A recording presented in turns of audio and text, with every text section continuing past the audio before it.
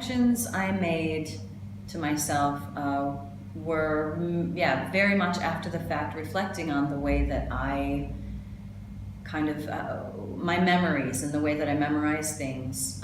Sometimes when I try to draw out something, it will be just in the form of a single image or a feeling, and I think that's what the colors part is supposed to kind of evoke, whatever feeling you get from what you're reading or what you've seen. So I do that a lot in my life, and even when I can't draw out like the specifics, sometimes a single image or something will help bring that back to me, and I think it could be really effective for visual learners. And well, again, I feel like I'm a former art teacher, so visual thinking is very important. I also think that visual literacy is important.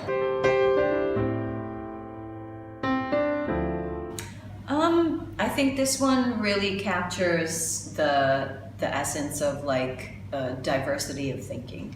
So if I used it again, I think I would use it with groups where they would have the same text, and then they would develop their color symbol and image based on their perspective, and then share that. I think that was the intention originally, that groups will share it with each other. Mm-hmm. So then they get to see, that the same text can create a lot of different responses, and that's okay. Like, there isn't only one correct answer to comprehension, I guess. I think that the students forget. They see, but they don't look. And so really slowing down and analyzing very carefully what the images, the story that the images tell, can help them to discriminate and make better informed choices.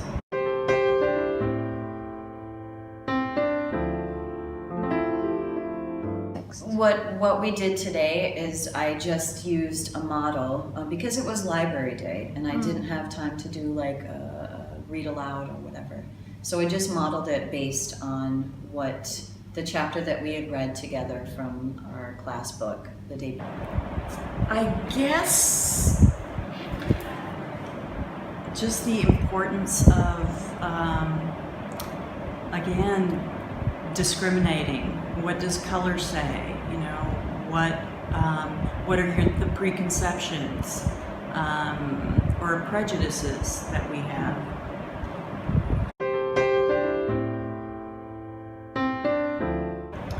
I asked them if they would use this again when they're going forward, looking at different schools, and I had some good comments.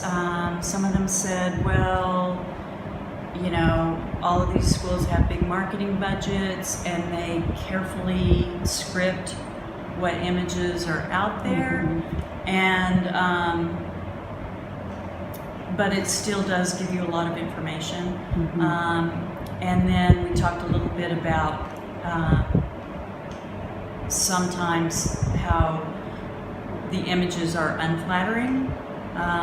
So in these particular schools, there were no unflattering standouts, but we did talk about how if there was a controversy, and there are lots of college controversies, how those images can also negatively affect. I think the biggest thing will be working with my students to just dig deeper into their understanding.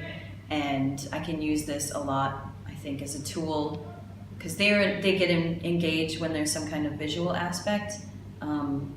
But with comprehension, they struggle because sometimes they just read and they're not actually thinking about what they're reading. So I think it's just a really useful tool for comprehension.